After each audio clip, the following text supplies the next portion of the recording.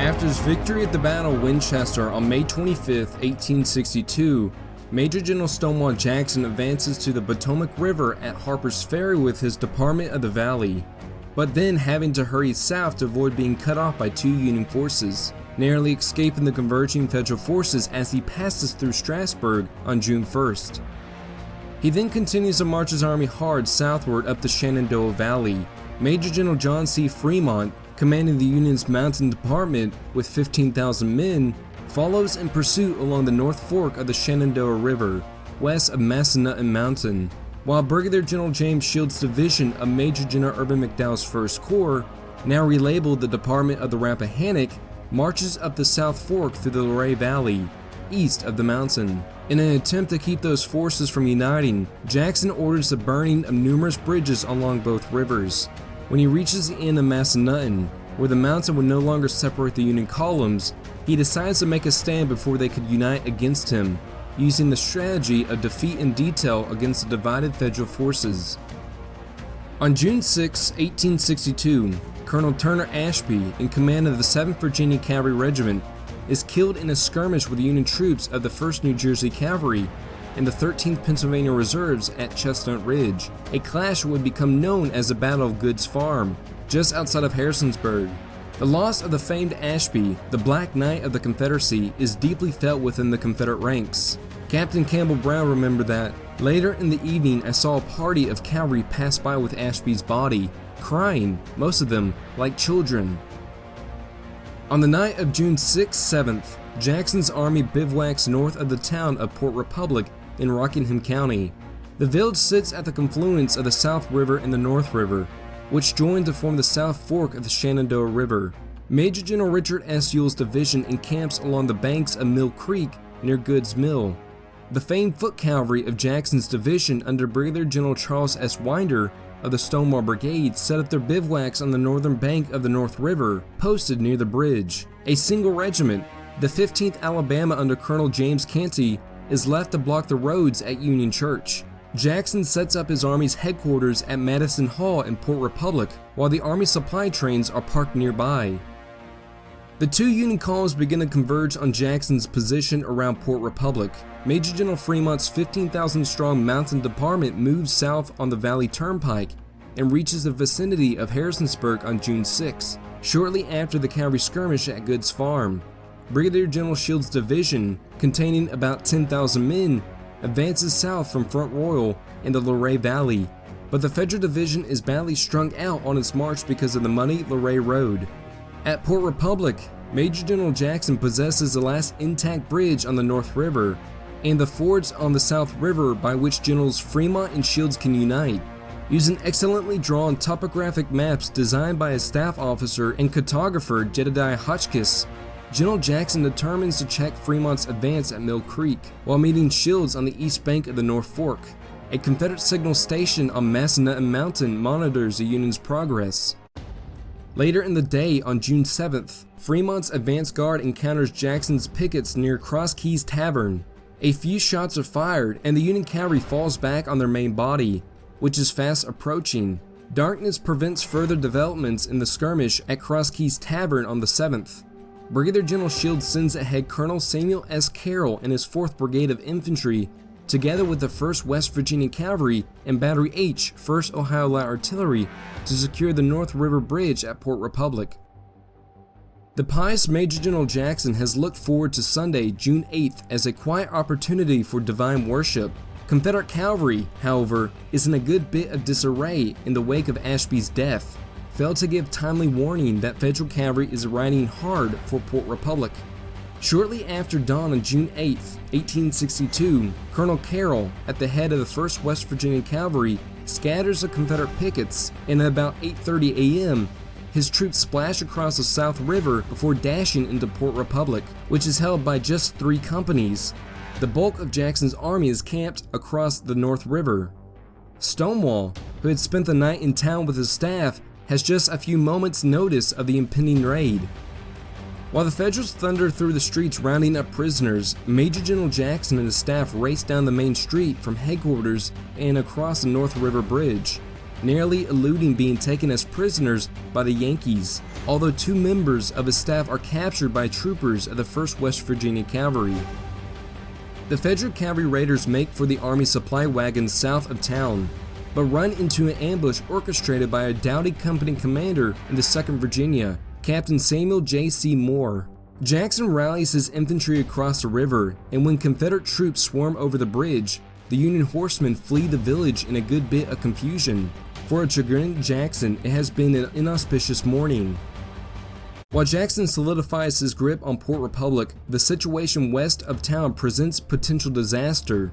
At daybreak, Frémont has his army on the move from Harrisonburg and embark on a collision course with Ewell's division at Cross Keys, known by the grandized sobriquet Pathfinder for his legendary explorations of the Rocky Mountains in the west.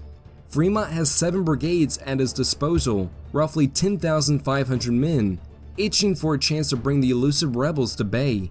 Only Major General Ewell, with 3 brigades and some 5,000 men, blocks the Federal advance on Jackson's rear. Notwithstanding his decided numerical advantage, Frémont faces tough opposition. Endowed with pop eyes and a dramatically receding hairline, Ewell has earned the unflattering sobriquet Old Baldhead from his waggish troops. But despite an eccentric appearance, Richard Stoddard Ewell is a thoroughgoing soldier. A West Point graduate and a respected Mexican War veteran, Ewell is regarded as a tough fighter who knew his business. Perhaps more importantly, he has chosen his ground well, deploying his troops on a formidable ridgeline a mile south of Cross Keys. The position is ready-made for an energetic defender. "A valley and rivulet in my front," reported a delighted Ewell, "woods on both flanks, and a field of some hundreds of acres where the road crossed the center of my line." Frémont, however, gives little serious thought to maneuver and orders his men into line of battle across the open ground in Ewell's front. Brigadier General Lewis Blanker's division occupies the Union left flank, while the attached brigades of Robert H. Milroy and Robert C. Schenck occupy the right. General Louis Blanker is a German revolutionary who has immigrated to America after the revolutions of 1848, a prominent German-American immigrant from New York. Blanker had led a brigade in the Battle of Bull Run in 1861, where he had held the rear guard of the Federal retreat. A stern disciplinarian, he is not popular with the rank and file, but a strict discipline instills a sense of confidence and fighting spirit in his men, who are mostly German-American volunteers. At about 10 a.m., the artillery opens up. For jittery troops on both sides, it is a deafening overture. From the stronghold atop the ridge, Confederate gunners play havoc with Frémont's crouching infantry and engage in spirited counter-battery fire with their Federal opponents. For nearly an hour, the big guns slug it out, shaking the valley with an incessant rumble. It was, thought Federal Colonel Albert Tracy, a positive roar.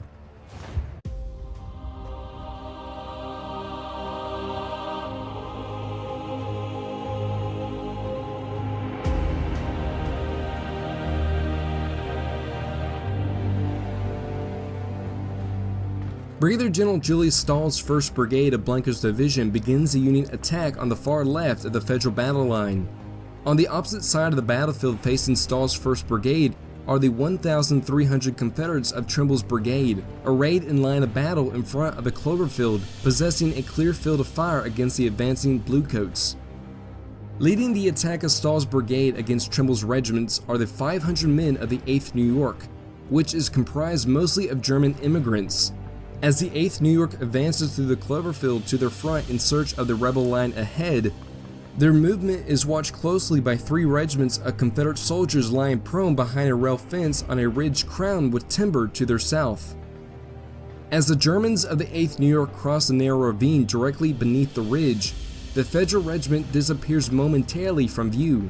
Not only are the enlisted men of the Yankee regiment inexperienced and green, but so are their field officers. The officers have failed to throw forward a line of skirmishers and mistaken the handful of rebel skirmishers that fall back in front of them as a few isolated, retreating foe. When the Yankees crest the ridge in perfect alignment, approximately 1,300 rebels, nearly the entirety of Trimble's brigade, are concealed 50 yards away. The Confederates rise quickly to their feet to fire, and they unleash a devastating single volley. The tremendous crash of musketry fells scores of bluecoats in seconds. Even the rebels are shocked by the lopsided bloodshed. The dead and wounded Yankees are lying on the field as thick as black birds, wrote Sidney Richardson of the 21st Georgia. In moments, the shattered remnants of the 8th New York stream in confusion back across a ravine, having lost half their number. The rebels give chase, but there is no reason, since the unfortunate Yankee regiment is in full retreat. Brigadier General Trimble, far from resting on his laurels in the aftermath of the repulse of the 8th New York, is eager to hammer the disorganized Federals. He soon has his eye on Yankee artillery across the valley. The Unionist Virginia Battery Captain Frank Buell, designated as Battery C, West Virginia Light Artillery. Trimble orders a portion of the 15th Alabama to execute a wide swing around the Federal left and then fall on the enemy flank.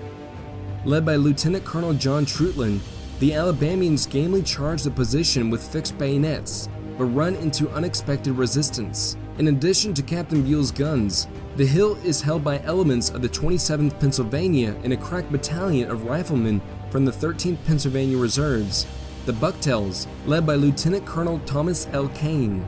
The Pennsylvania troops and Buell's artillerymen stubbornly contest their ground with the 15th Alabama. After a bloody exchange of gunfire, Trutland is forced to pull his men back to regroup. The Pennsylvanians, however, are soon assailed by Trimble's other two regiments. The 16th Mississippi drives into the center of the hill and suffers heavily from enfilading musketry emanating from the 27th Pennsylvania. The Mississippians' commander, Colonel Carnot Posey, is badly wounded and carried to the rear. The stalemate is broken by the 21st Georgia under Colonel John T. Mercer. His regiment crashes into the Pennsylvanians and unhinges the Federal position. Union troops flee for the rear in some disorder, but have given a good accounting of themselves. Their bravery, thought Brigade Commander Brigadier General Robert Milroy, was evidenced by the number of dead rebels strewn on the hillside. Trimble's blood is clearly up, and he is eager to maintain his momentum by keeping up the pressure on the enemy. His next target is another Federal battle line stretched across two hillocks near the homestead of Farmer George Evers. The position is a stout one, occupied by the Federal 3rd Brigade of Brigadier General Henry Bolden, who commands 4 regiments of New York and Pennsylvania volunteers. Bolden's 3rd Brigade stands in support of 2 batteries of artillery, the 2nd Battery, New York Light Artillery led by Captain Louis Shermer, and Battery I, 1st New York Light Artillery under Captain Michael Weidrich. The Confederates would face a tough fight at the Evers farm. Trimble, personally leading half of the 15th Alabama, swings around to the right, and the rest of his brigade is regrouping from the previous attacks. He has help in the form of 2 other regiments from Elzey's brigade, Lieutenant Colonel Patrick Duffy's 25th Virginia and the 13th Virginia under the command of Colonel James Walker. Coming in on Trimble's right, the Virginians are subjected to a punishing fire. Musketry sweeps their ranks, and Weidrich's battery switches the canister rounds for their guns. Stalled but by no means willing to give up the fight, Colonel Walker takes up positions behind a rail fence, and the 13th Virginia trades fire with the Federals on the hill. With the Yankees thus occupied, Trimble readies his Alabamians for a final push that he is certain would smash Bolden. He's only partly correct. The Federal position is disintegrating largely due to an unfortunate disagreement in the officer corps. Although Weidrich's battery has driven back the enemy with heavy casualties, the artillerymen are abruptly ordered from the field by Captain Shermer. Bolden and Weidrich protest the move, but are overruled in a bizarre arrangement, which leaves Captain Shermer, the senior artillery officer, on the field with the final word. As Weidrich pulls out his cannons, Federal infantry follows suit, and Trimble's final drive to secure the hill is somewhat uncontested.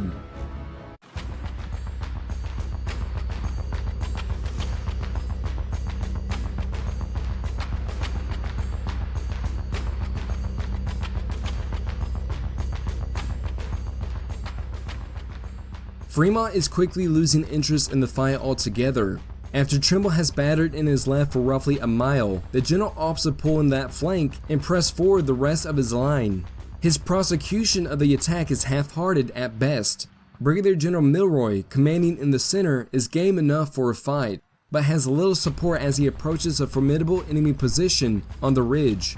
Confederate artillery subject his men to a fearful barrage as they come forward. and Milroy attempts to gain a modicum of cover in a shallow ravine. It affords only momentary respite. As Milroy's troops approach a second ravine, recalled the general, we discovered it was full of rebels lying behind a fence in the tall grass almost wholly concealed from view.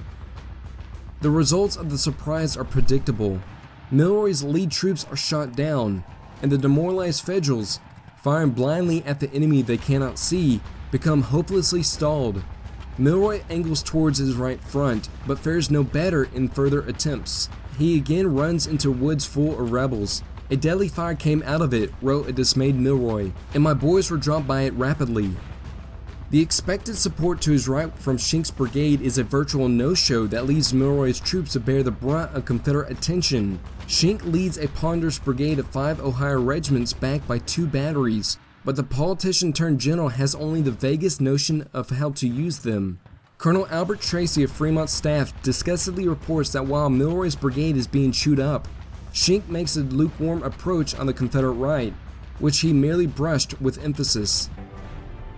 With that, the Federal offensive at Cross Keys, such as it was, fizzles out in anticlimax. Alarmed that his troops have faced a real fight from an enemy half their strength, Major General Frémont is content to pull back and assume the defensive. Major General Ewell characteristically moves forward and occupies the surrendered ground. In thinly veiled contempt for his opponent's tactical bumbling, Old Baldhead caustically observes that he felt all day as though he were again fighting the feebled, semi-civilized armies of Mexico.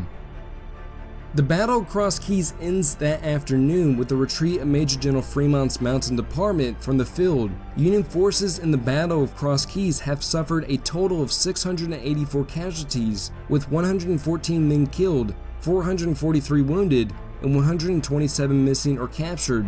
Total Confederate casualties for Ewell's division are 287 men lost, with 42 killed, 230 wounded, and 15 missing or captured.